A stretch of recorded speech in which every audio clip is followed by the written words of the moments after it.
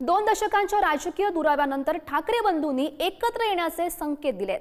मनसे अध्यक्ष राज ठाकरे यांनी अभिनेता महेश मांजरेकर यांना दिलेल्या मुलाखतीत एकत्र येणं कठीण नसल्याचं सांगितलं, पण तशी इच्छा आहे का असं सांगत त्यांनी उद्धव ठाकरे यांच्याकडे चेंडू टोलवला।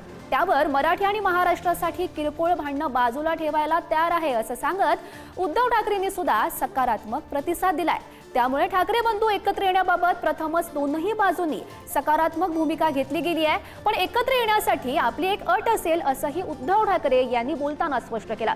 महाराष्ट्र हिताच्या आड येणाऱ्यांशी संबंध ठेवणार नाही हे आधी ठरवा आणि मग महाराष्ट्र हिताच्या गोष्टी करा असं उद्धव ठाकरे यांनी म्हटलंय। आणि त्यामुळे युती करायची असेल तर भाजप आणि शिंदे यांच्याशी संबंध तोडावे लागतील असं उद्धव ठाकरे यांनी सुचवलेलं आहे। आणि त्यामुळे दोनही बाजूंनी सकारात्मक भूमिका घेतली असेल तरी सुद्धा प्रत्यक्षात युती होईल का याबाबतची उत्सुकता आता चांगलीच ताणली आहे। तुझं म्हणणं आहे की मला 5 वर्ष द्या, मी महाराष्ट्राचं काय करीन। When do you see it? When मी बघा, आणि त्याच्यासाठी मला परत मी म्हणतो स्वार्थ का म्हणतोय मी? हा तुझा स्वार्थ म्हणत नाही, मी महाराष्ट्राचा स्वार्थ म्हणतोय। मी का म्हटलं तुला की आज समजा शिवसेना फुटली, नाही फुटलीच तर तुम्ही अजूनही एकत्र येऊ शकता का? अजूनही एकत्र येऊ शकता का? हे अख्ख्या महाराष्ट्राचं काय म्हणतात स्वप्न आहे। हे बघा, प्रश्न असा आहे ना की या सगळ्याच्या मध्ये कुठच्याही मोठ्या गोष्टीसाठी मला असं वाटतं आमच्यातले वाद, आमच्यातली भांडणं, आमच्यातल्या गोष्टी या किरकोळ आहेत। महाराष्ट्र खूप मोठा आहे हो, कळलं का? या महाराष्ट्राच्या अस्तित्वासाठी, मराठी माणसाच्या अस्तित्वासाठी ही भांडणं आणि हे वाद आणि या सगळ्या गोष्टी अत्यंत क्षुल्लक आहेत, अत्यंत क्षुल्लक आहेत। त्याच्यामुळे एकत्र येणं आणि एकत्र राहणं यात काही मला फार कठीण गोष्ट आहे अशातला मला वाटत नाहीये।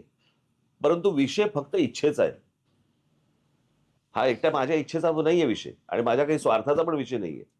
मला असं वाटतं आपण लार्जर पिक्चर बघणं गरजेचं आहे। महाराष्ट्राचा स्वार्थ मी पाहतोच आहे म्हणजे तर माझं म्हणणं आहे की सगळ्या महाराष्ट्रातल्या राजकीय पक्षांमधल्या सगळ्या मराठी लोकांनी येऊन एकच पक्ष काढावा।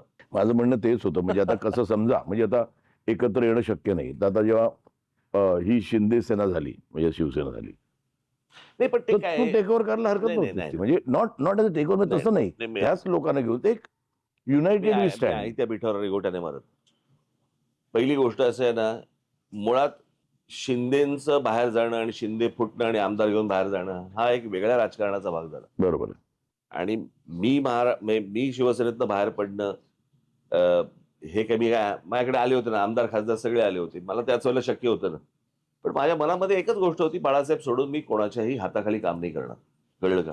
म्हणजे त्यावेळेची परिस्थिती अशी होती। मी जेव्हा बाहेर पडलो त्याच्यानंतरचा हा माझा विचार आहे। परंतु मी जेव्हा शिवसेनेमध्ये होतो त्यावेळेला मला काय बाळासाहेब असेल, उद्धव असेल, उद्धवच्या बरोबर काम करायला मला काहीच हरकत नव्हती। पण समोरच्याची इच्छा आहे का मी बरोबर काम करावं? महाराष्ट्राची इच्छा आहे ना। पण तेच तर ना, महाराष्ट्रात जाऊन सांगावं तिकडे। माझं तर मत असे की मराठीसाठी आणि महाराष्ट्राच्या हितासाठी अगदी किरकोळ भांडणं, तुम्ही बाहेर गेल्यानंतर बातमी वाचल्यानंतर कळेल मी किरकोळ भांडण्याचा संदर्भ काय आहे। किरकोळ भांडणं बाजूला ठेवायला मी सुद्धा तयार आहे आणि मी सुद्धा सर्व मराठी माणसांना या हितासाठी, महाराष्ट्राच्या हितासाठी, मराठीसाठी एकत्र येण्याचं आवाहन करतोय। पण माझी अट एक आहे की जेव्हा आम्ही लोकसभेच्या वेळेला सांगत होतो की अरे महाराष्ट्रातनं गुजरातमध्ये सगळे कारभार घेऊन जात आहेत, उद्योग घेऊन जात आहेत, तेव्हाच जर का विरोध केला असता तर आज ते सरकार तिकडे बसलं नसतं। आज तिकडे महाराष्ट्राच्या हिताचा विचार करणारं सरकार आपण केंद्रात बसवलं असतं आणि राज्यात सुद्धा आपल्या महाराष्ट्राच्या हिताचा विचार करणारं सरकार बसलं असतं। त्याच वेळेला हे काळे कामगार कायदे आपण फेकून दिले असते कचऱ्याच्या टोपलीमध्ये। पण तेव्हा पाठिंबा द्यायचा, आता विरोध करायचा, मग परत तडजोड करायची, हे असं नाही। महाराष्ट्राचं हित, मग त्याच्या आड जो कोण येईल त्याचं स्वागत मी करणार नाही, त्याला मी घरी बोलवणार नाही, त्याच्या घरी मी जाणार नाही, त्याचं आगत स्वागत त्याच्याबरोबर पंक्तीला बसणार नाही, हे पहिले ठरवा आणि मग महाराष्ट्र हिताच्या गोष्टी करा। बाकी आमच्यातली भांडणं मी आज सांगतो, जी काय भांडणं माझ्याकडनं नव्हतीच कोणाशी, मिटून टाकली, चला, पण पहिले हे ठरवा महाराष्ट्राचं हित। आणि मग त्यावेळेला सगळ्या मराठी माणसांनी ठरवायचं की भाजप सोबत जायचं का शिवसेनेसोबत, म्हणजे माझ्याबरोबर एसएनसी नाही। आणि या संदर्भातले काही महत्त्वाचे मुद्दे बघूया ग्राफिक्सच्या माध्यमातून। राज आणि उद्धव ठाकरे यांचे पुन्हा एकत्र येण्याचे संकेत सध्या मिळालेले आहेत. महेश मांजरेकर यांनी घेतलेल्या मुलाखतीनंतर राजकारणात नवी समीकरणं बघायला मिळाली. राज ठाकरे आणि उद्धव ठाकरे एकत्र येणार का? मांजरेकर यांनी सवाल विचारला राज ठाकरे यांना. आणि एकत्र येणं कठीण नाही, विषय फक्त इच्छेचा आहे असं राज ठाकरे यांनी म्हटलं. आमच्यातील भांडणापेक्षा महाराष्ट्र मोठा असंही राज ठाकरे म्हणतात. राज ठाकरे यांच्या ऑफरला उद्धव ठाकरेंचाही सकारात्मक प्रतिसाद बघायला मिळाला. किरकोळ भांडणं बाजूला ठेवायला मी देखील तयार असल्याचं उद्धव ठाकरे यांनी म्हटलं. माझ्याकडून भांडणं नव्हतीच, मिटवून टाकली चला असं उद्धव ठाकरे यांनी म्हटलंय. फक्त माझ्यासोबत हित की भाजप सोबत हे आधी ठरवा असंही उद्धव ठाकरे यांनी राज ठाकरे यांना म्हटलंय. महाराष्ट्राचं हित हीच माझी शर्त असल्याचं उद्धव ठाकरे म्हणतायत.